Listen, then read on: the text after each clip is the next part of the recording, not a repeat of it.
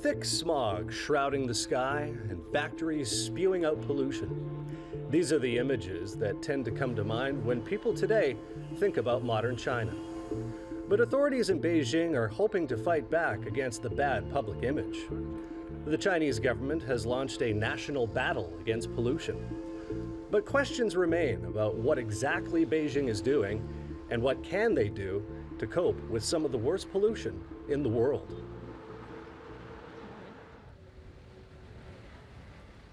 On this blue sky day in Beijing, we meet up with Zhang Kai, an air pollution specialist with Greenpeace, outside one of the 3 major power plants shut down in Beijing by the authorities in an attempt to clean up the air in the capital. Today, particle concentration levels are a bit below 5 micrograms per cubic meter. That's below warning levels of 10 micrograms set by the World Health Organization. So that's great. The air isn't polluted at all at the moment. Official stats show the air quality has improved in Beijing by 13% this past year. But while Beijing's air has improved, Zhang Kai notes the same can't be said for other areas. In fact, at the same time, factories are being closed down. Chinese authorities are also building new ones in the west, including coal-fired plants in the provinces of Shaanxi and Inner Mongolia. These provinces have smaller populations and less media coverage than Beijing. The Chinese government is making an effort to clean up the air, but it doesn't mean pollution is being eliminated. If anything, the pollution is simply being moved out west. Environmental activists have chastised the government for sacrificing certain regions of China, particularly when it comes to issues of air and water pollution. Shadian is a small village located about 40 kilometers outside the capital.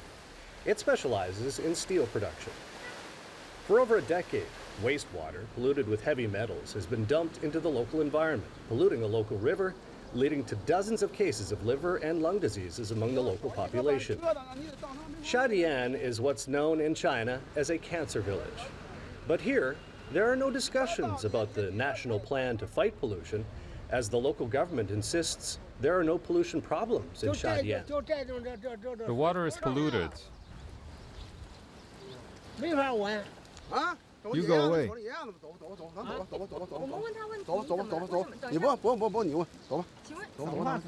The smell is really bad. It smells awful. Polluted? Nonsense. Look over there. We can see 2 wild ducks. There's 2 birds over there. That's a good sign. However, there are some in Shadian who are willing to speak up, including this local farmer. Before the factory was built here, there were lots of fish and shrimp which people could catch in the river. The children could go swimming here, but nowadays there's nothing left but the terrible smell. Feng Jun and his family lived close to the factory. But 5 years after it opened in 2006, his 2 daughters fell sick. When my eldest daughter became ill, we immediately did some tests of the well water we drink, as well as in the river. We discovered the arsenic levels are 3 times higher than the maximum limit allowed. A year later, my daughter died of leukemia, and my other daughter suffered severe thrombosis. The people in charge of the factory have taken no responsibility. My family has been ruined.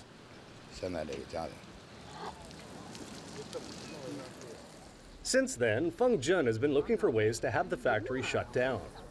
Our presence in the village and around its largest employer draws out around a dozen men claiming to belong to the local government who demand we travel with them to the local office.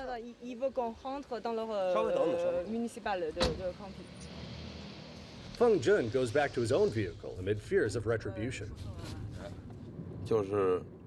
I've been beaten up twice. The first time was just after we tested the water quality. 4 security guards from the factory beat me up very badly, forcing me to stay in hospital for 20 days. The next time I was on my way out for cigarettes when someone pulled me into a car, beat me up, then dropped me in Tianjin, which is about 100 kilometers from here. They're very powerful. After a few minutes driving, we arrive at the factory. It's so productive that its owners have been forced to open up new warehouses for its steel. The guards at the factory are alerted to our presence and demand we leave.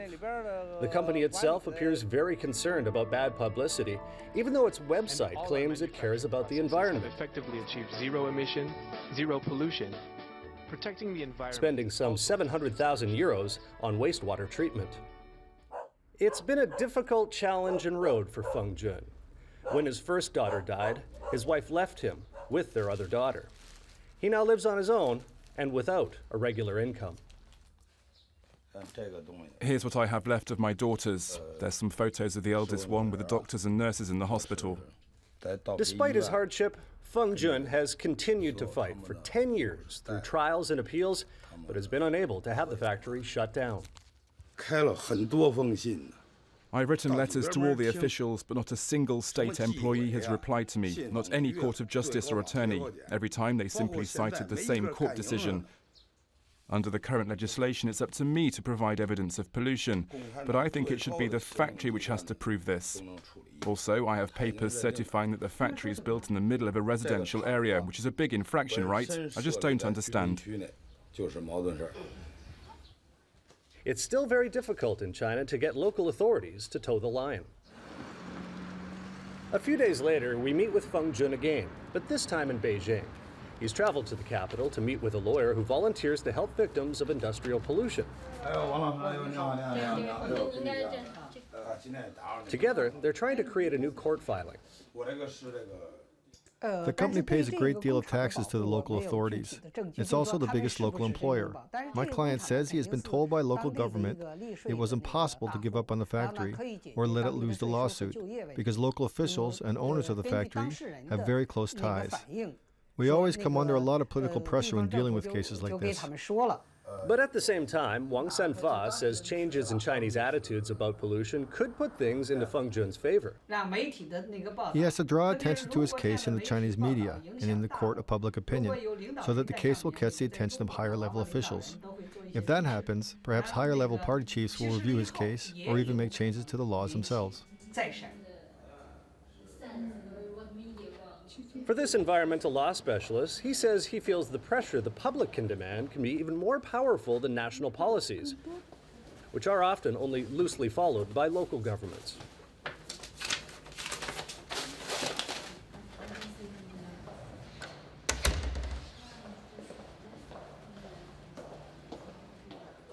Today, Wang Sanfa is meeting with young lawyers who are opting to work in his NGO rather than in private practice. There appears to be a growing recognition of pollution issues in China. My specialty is civil law, but I saw some videos of pollution victims and started to understand the consequences of pollution. It affects the health of all of us. We can't stand by and do nothing. By joining this NGO, it's a chance for me to do something. If I can defend cases which help people, I can help create public awareness, convince lawmakers to do more to improve people's livelihoods. A few months back, a wide-ranging documentary went viral on the internet. A famous former news anchor produced the film after a tumor was detected in her newborn.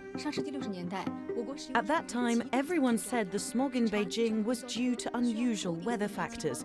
Nobody was really worried about it. I didn't pay much attention to the pollution. I didn't wear any protective masks. But in 2013, there were 2 months of continual smog in Beijing, and I realized that this phenomenon wasn't accidental at all, and the smog would not disappear on its own. The film itself was filled with numerous stats and shocking pictures, which took aim at industry leaders in China and officials for allowing them to set their own standards. The documentary was viewed over 100 million times during the first and only weekend it was on the internet before it was eventually blocked. Despite the increased knowledge of environmental issues, many are still preferring to leave Beijing because of the pollution. 3,000 kilometers to the southwest of Beijing lies the community of Dali, located in the high mountains of Yunnan. Its lush farmland has drawn many looking for a cleaner life. Zhao Hua left his high-paying job as an IT engineer in Beijing to bring his family to Dali to start a new life as an organic rice farmer. This way, it's totally different. It's totally different. I know nothing about farm. From ABC now, yeah. I know nothing about it. But now I know maybe a little. Yeah, farming is my favorite now, I think. Money is good, but calm down and peaceful is the most important, I think. Jiahua's new life in the open air for he and his family has been a refreshing change. They no longer need to use air purifiers at home, wear masks, and can now feel free to take their meals on the veranda. The air is much better here. Kids are healthier. When he was in Beijing, my son was often sick 2 or 3 times a year. But since we're in Dali, he fell sick just once. Climate is better here. Kids can have outdoor activities. Lots of families from the former school of our kids are thinking to move here. There is nearly no more house to buy in the neighborhood.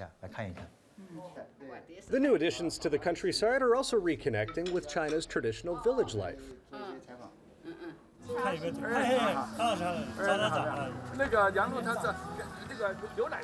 On Saturday mornings, many people come out to this little organic market in Dali to do their shopping.